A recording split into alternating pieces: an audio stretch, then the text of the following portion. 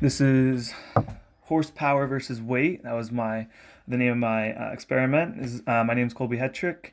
I'm undeclared major, and it's May 4th. So, my research question is basically: is there a correlation between the horsepower and curb weight of a car?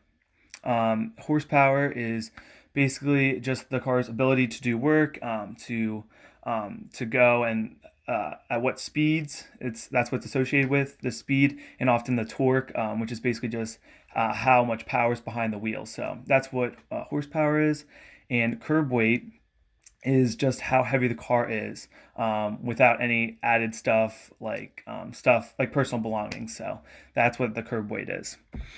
The reason I chose this as my experiment is because I'm interested in cars for the first thing. I like learning about cars, and I think they're just really cool. And they also utilize physics in a lot of awesome ways. So it's very closely associated with this class. And there's a lot of just cool aspects of that. And also, I just really want to see what the correlation is between the two. They often go together, the horsepower in a vehicle, as well as the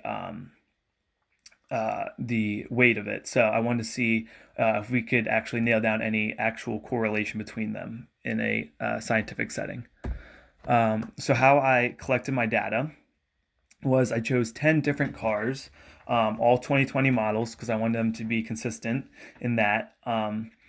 They're from different brands. I wanted all of them to be as from different brands, so that way there was a diversity in the selection, so that way it wouldn't be just chalked up to one company and what they chose.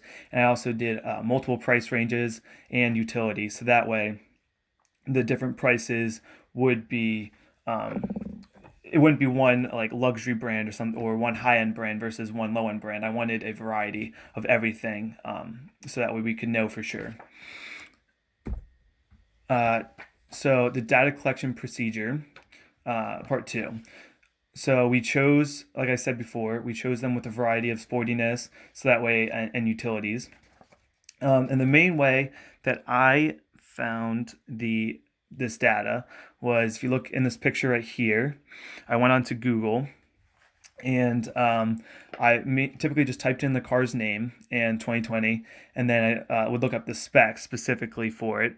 And then if you look on the left side, this would pop up with all the information, and then on the right side, typically it would not every time, but on the right side, typically it would have all the cars of that brand. So if I, for instance, in this one, I chose the Chevy Corvette. And so that would pop up, and then I was able to pick the specific specs that I wanted. And then it would tell me the horsepower, and so I would go with the lowest or the highest, depending which one I was going for, and then I would pick the it labeled the curb weight as well down here, so then I'd pick one of the curb weights to go with it. Um, for my data analysis here, you can see all the cars I chose. I did everything from a Chevy Stingray to a Dodge Charger Hellcat. I even went down to a Hyundai Elantra, which is more of a, I guess, a consumer level car, not as sporty. And I also did a Nissan GTR, Jeep Wrangler, Ford Mustang, and Chrysler Pacifica, to name a couple. And then I had all the horsepower listed. It ranged from 121 with the Prius all the way up to 707 with the Charger Hellcat. So big variety.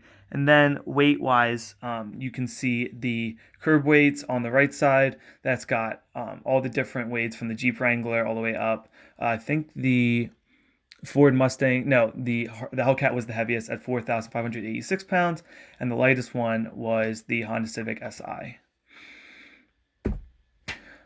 So the conclusion I was able to draw, so if you see on the right here, this is the graph that I created. There's not an extremely strong correlation. They're all kind of sporadic, and there's a slight positive correlation here, very slight positive correlation, and it's not very strong though. Like you can see, there's points like this one and that one going out pretty far from the main section, and that basically tells us that there is somewhat of a correlation, but it's not definite. I would expect a little bit stronger of a correlation, just because of the lighter the car is, the less horsepower you need for it to go as fast. Whereas if you're heavier, you're gonna need more horsepower, and vice versa.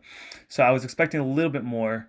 For the equation, we got y equals 2.6054x plus 2,731, and the r squared value was 0.6238. So overall, we can say that there is a correlation between horsepower and curb weight of cars to a degree, but it's not necessarily a rule of thumb. It's not necessarily across the board for all the cars we see. So, yeah, thanks for watching.